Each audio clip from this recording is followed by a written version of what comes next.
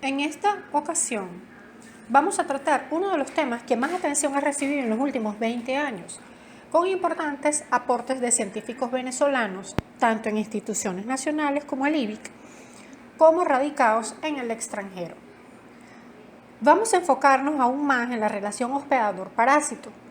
Por otra parte, los más recientes avances demuestran que más que perjudicarnos, muchas veces los microorganismos terminan beneficiándonos e inclusive dictando cómo será nuestra salud en el futuro. Pero iniciamos con los conceptos básicos. La salud se define como el estado de bienestar biopsicosocial de los individuos. Es decir, no solo implica el bienestar somático, también contempla el mental. La enfermedad viene a ser la antítesis, es decir, el estado en donde se rompe el equilibrio y se pierde la salud. Hay ausencia de ese bienestar, destacando que la enfermedad viene acompañada de signos y síntomas. Y estos pueden o no estar en la conciencia del individuo. Y en el caso de que no sean notados por el individuo, puede que sean del conocimiento de alguno que esté cercano a él y le haga caer en conciencia de ello. Las enfermedades se clasifican según su etiología en no infecciosas e infecciosas, y entre las últimas, como contagiosas o no contagiosas. Acá vamos a meterle la lupa a las fronteras entre los conceptos de enfermedad e infección, que en el caso de la última es la colonización o invasión de algún microorganismo y no necesariamente ello implica que se presente la enfermedad. Para tales casos hay otra serie de definiciones que no vienen al caso a estudiar. Eso lo van a hacer en epidemiología. Pero sepan que se les pueden dar nombres como reservorios, portadores asintomáticos, vectores, etc. En el caso de las enfermedades infectocontagiosas, el agente causal es transmitido por contacto físico, sea con individuos o con objetos inanimados. Mientras que en las no contagiosas, el contagio es secuela al estado inmune deficiente del individuo, lo que facilita la entrada del patógeno, así sea a partir de un objeto inanimado o bien porque el microorganismo es un residente de la flora normal, lo que vamos a estudiar a continuación en la siguiente diapositiva.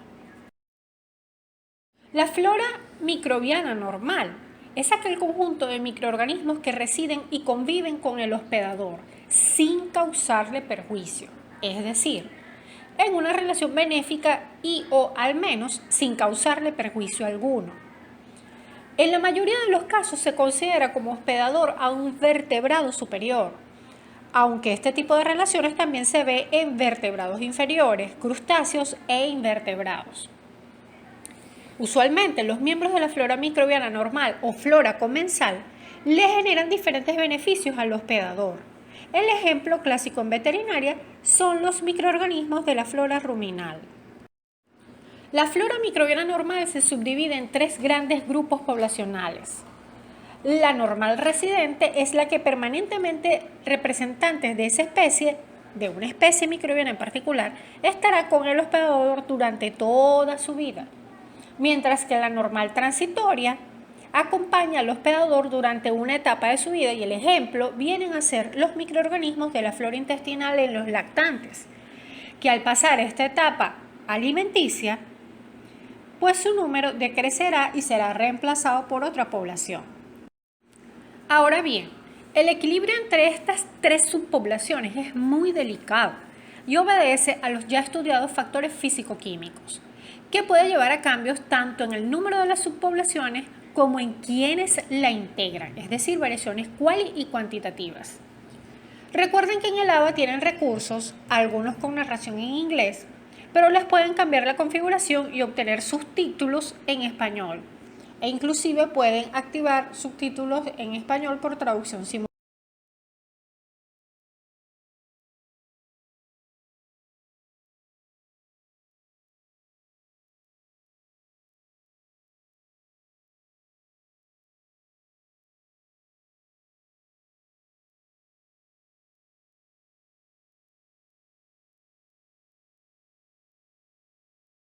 Ahondemos en el caso de los oportunistas.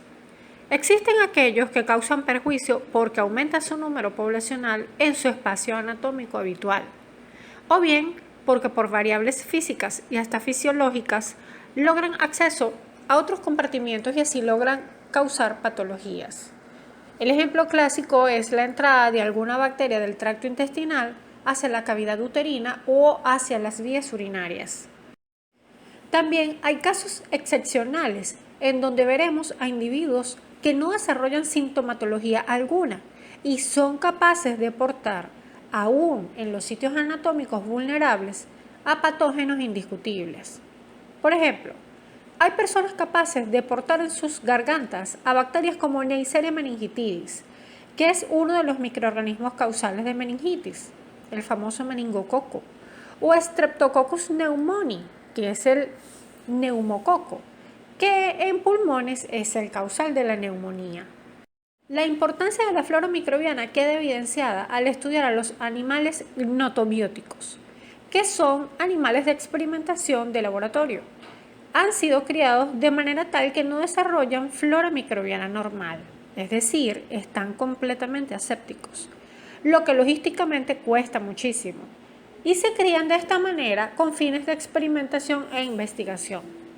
Como consecuencia de esta condición, son individuos altamente susceptibles a infecciones por otros patógenos e inclusive enfermedades no infecciosas, y requieren de una alimentación altamente especializada y adaptada a sus capacidades metabólicas, pues recuerden que no tienen ni siquiera flora intestinal.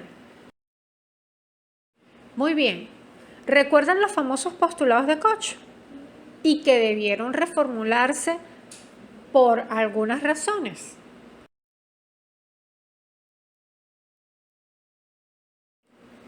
Recuerden también que un síndrome o enfermedad posee signos y síntomas.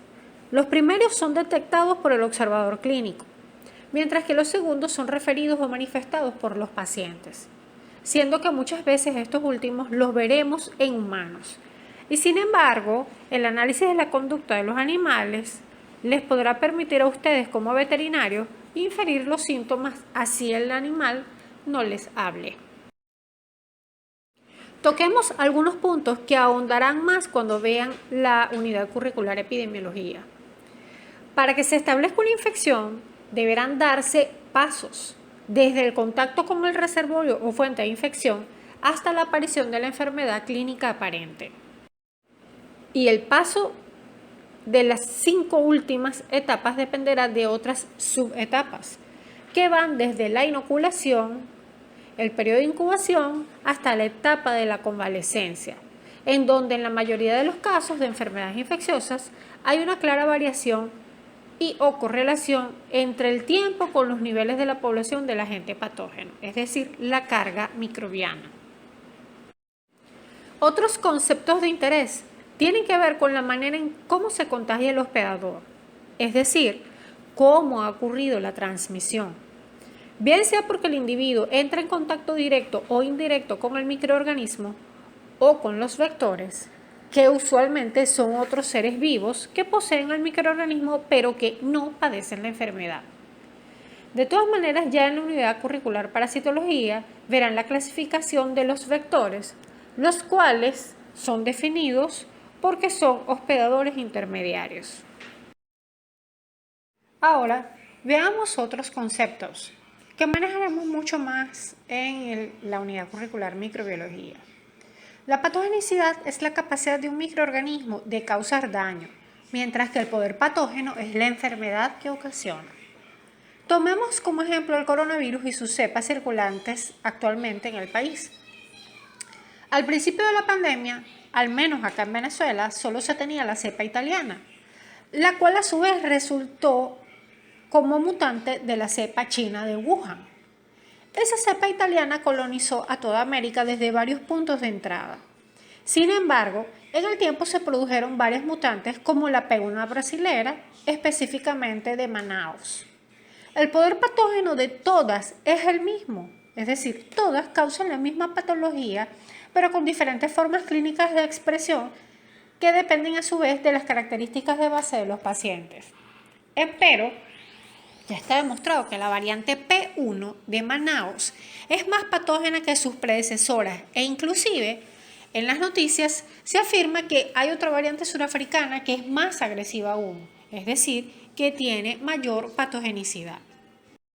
Otro concepto importante es del factor de virulencia, que es el elemento propio del germen que es capaz de inducir daño o le confiere ventajas sobre el hospedador. Y veremos varios ejemplos. Las fimbrias permiten que las bacterias se adhieran a ciertas superficies mucosas. Las toxinas, que pueden ser internas del soma del microorganismo o que el microorganismo las elabora y las excreta. Estas últimas son sustancias capaces de hacerle daño al hospedador y muchas veces la enfermedad es consecuencia de la toxina como tal, más que por la acción exfoliatriz o la replicación del patógeno en sí. El ejemplo clásico acá es Bacillus anthracis, que es el causal del anthrax, porque la bacteria produce una toxina que es la que lleva a todo el cuadro clínico.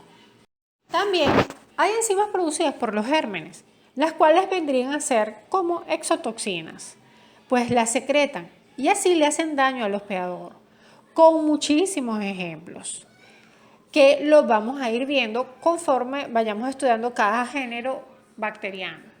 En el ABA tienen una actividad respecto a este tema.